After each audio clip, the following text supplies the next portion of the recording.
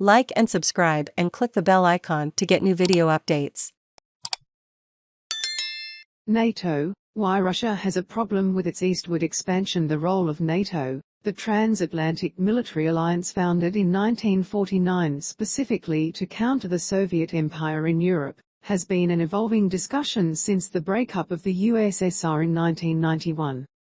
Back then, many foreign policy experts were urging triumphant Western leaders to establish a new security framework to redefine relations with Russia, which inherited the ruins of the Soviet Union.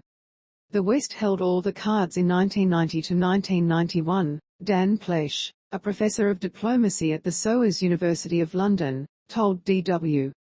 The Soviet Union managed a relatively peaceful end to empire, which is almost unprecedented and for which they got no credit, he said. The demise of the USSR led to a flurry of high-level meetings and negotiations between American and Soviet, later Russian, officials, but we never made a serious effort to bring the Russians in, according to Plesch. A hammer without a nail amid intense political and economic instability in Russia during the 1990s, opposing the Western alliance was one of the few issues that united the country's fractious political spectrum, according to declassified documents maintained by the National Security Archive at George Washington University. We believe that the eastward expansion of NATO is a mistake and a serious one at that, Boris Yeltsin, Russia's first post-Soviet president, told reporters at a 1997 news conference with U.S. President Bill Clinton in Helsinki, where the two signed a statement on arms control. Indeed, documents show a pattern of promises U.S. negotiators made to their Russian counterparts as well as internal policy discussions opposing NATO expansion to Eastern Europe.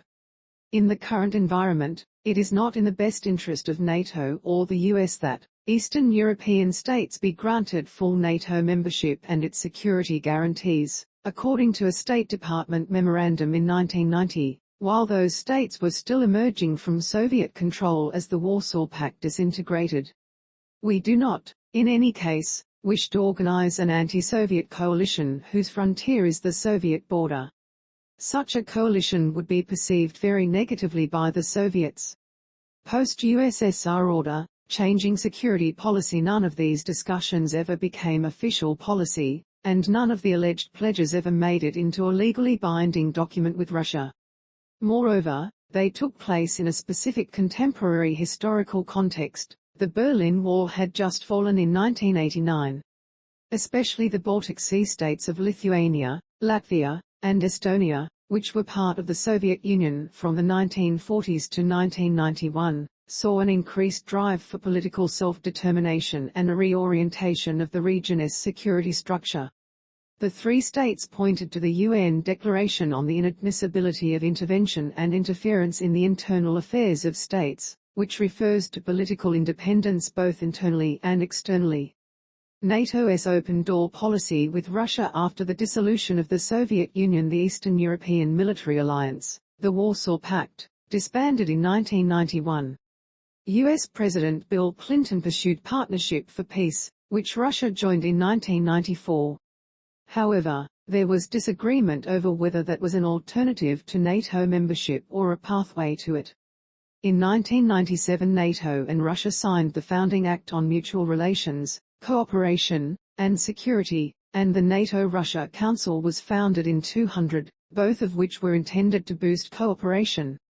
Moscow received access and a permanent presence at NATO headquarters in Brussels. But this exchange has been largely halted since Russia's attack on Ukraine in 2014. All the while, NATO maintained an open-door policy on membership and stood by all countries' right to choose their alliances.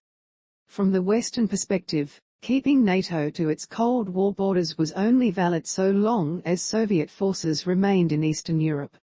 In the 2+4 negotiations for a reunited Germany in 1990, the two German states and the four World War II allies, the US, Britain, France, and the Soviet Union, agreed that no NATO soldiers may be stationed on the territory of the former East German Communist GDR. To this day, only the German Bundeswehr operates here. Russia's sensitivities over NATO's possible eastward expansion were well known.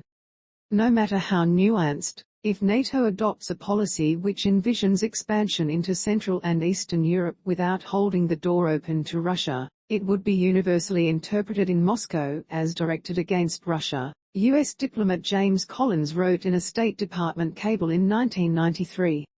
But since 1990, NATO has gone through 5 rounds of enlargement to include former parts of the Soviet Union and several former Warsaw Pact states. In 2010, NATO's strategic concept, which governs alliance policy, says NATO poses no threat to Russia, and calls for